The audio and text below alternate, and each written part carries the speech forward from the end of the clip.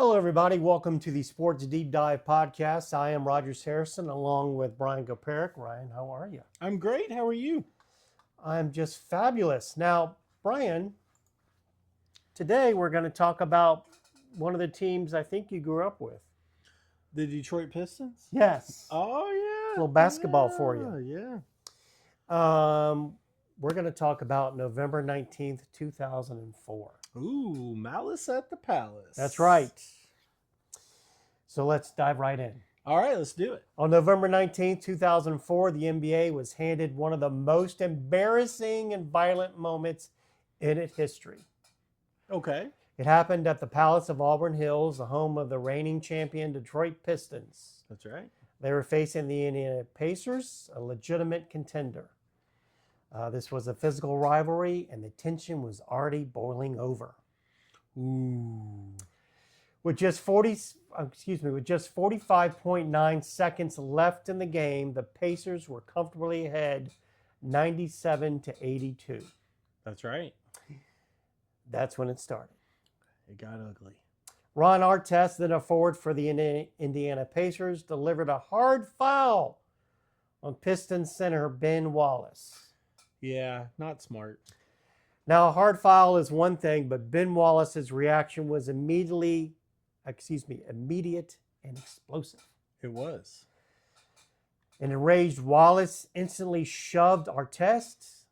Benches cleared, and while it looked like a standard NBA skirmish, security and players managed to separate them. Well, the media crisis seemed averted. Seemed to. And if it had been averted, this would be a very short podcast. Exactly. But Artest, in one of the strangest decisions of the night, chose to lie down on the scorer's table to cool off. Right. So he's lying down on the scorer's table. I still don't understand why he did that. Well, that's when things went sideways permanently. A fan, fueled by alcohol and adrenaline, took advantage of the brief lull. He launched a cup of beer or water from the stands, hitting Artest square in the chest. Yep. What followed was utter chaos. It pretty much was. Yes. Artest didn't hesitate. He bolted into the stands straight toward the crowd, grabbing and wrestling the wrong man. But the damage was done. When Artest went into the seats, all bets were off. Pacers teammate Steven Jackson followed, throwing punches at fans who were now flooding the area. Do you remember Steven Jackson? I do. As security Got his desperately... butt whooped, too.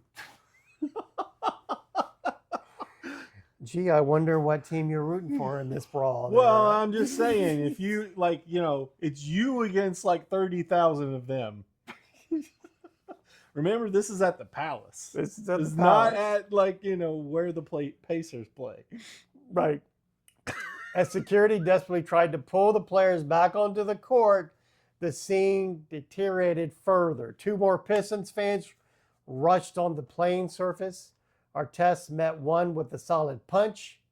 Soon, multiple Pacers players were fighting with multiple fans, transforming a basketball game into a chaotic, terrifying street fight.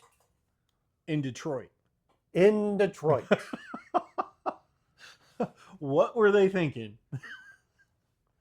They weren't. NBA Commissioner David Stern had to respond with the heaviest hand possible. So the suspensions that follow were unprecedented. Here we go. Ron Artest suspended for the entire season, 86 games, including the playoffs. He lost roughly $5 million in salary. Yep. Steven Jackson handed a 30-game suspension. Yep. Jermaine O'Neal, also with the Indiana Pacers, received a 15-game suspension after his appeal. Another big offender of getting in fights with the fans. Yes. Ben Wallace of your Detroit Pistons, the initial instigator, suspended for 6 games. He didn't fight with any fans. He did not fight with any fans. And all he did was, and I'm not even sure he's the initial instigator. Artest fouled him. He pushed him back. They squabbled. Artest went and made a show of himself, right? Mm-hmm. I mean, really, this was on Artest, this whole thing, in my mind. Of course, I'm a Pistons fan, so I'm biased. I will say that. And, you know, the Pistons fans maybe shouldn't have thrown beer at him. I'll agree with that. All right, so I'm going to get back to this Malice of the Palace, but I have a question for you. Yeah. And this is about NBA suspensions. So if the Sacramento Kings are playing the Golden State Warriors, and I'm just got two random teams. Yeah, yeah. And some king, you know, does something. And he gets a 1-game suspension. Okay. Right? So the Kings are scheduled to play the Clippers next. Right. So he is suspended for that game against the Clippers. Correct. Even though he committed the foul against the Golden State Warriors. Right. So I think that the NBA should be, you get suspended for the next game against that opponent. So that they can benefit from the penalty. Correct. Right. Because the Clippers are the ones benefiting from the Right. penalty Right. against the Warriors. And the Warriors are like, hold on now. He did something bad to us, not the Clippers. Yeah. That's what I think. I think you ought to and if you've already played that team, if that's the last game against that team, well, then do it next year. I mean, just something, because the Clippers are, I mean, if it's a superstar player and one of your starters, then the Clippers are getting, or the next team is getting that advantage, and not the Warriors Who you offended. Right. That's what I think. And if I were commissioner, that's what I would do. I'd be like, your thing is you'll be suspended the next time you play This team. Yeah. So that's just me. All right, let's get back to the Malice of the Palace. In total, 9 players were suspended for 146 combined games. 146 combined games. That is more than a season. That's like almost a season and a half. Yeah. That's almost 2 seasons, I should say. Now, the repercussions didn't end with the NBA fines. Oh, no. 5 Pacers players, try to say that 5 times fast. 5 Pacer players and 5 fans face criminal assault and battery charges. Everyone involved received probation, community service, and anger management counseling. Ron Artest and anger management counseling. I would not want to be in those sessions. Well, and I don't think it did him any good. Or Steven Jackson. Right. He was a fiery guy. The fans who rushed the court were banned from the arena for life. Now, I shouldn't say funny, but what's interesting about that is the Pistons no longer play at the Palace at Auburn Hills. No.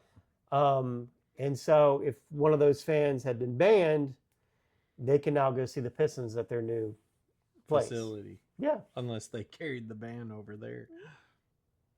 I think it's just for they were banned from that arena. In fact, is that arena still standing?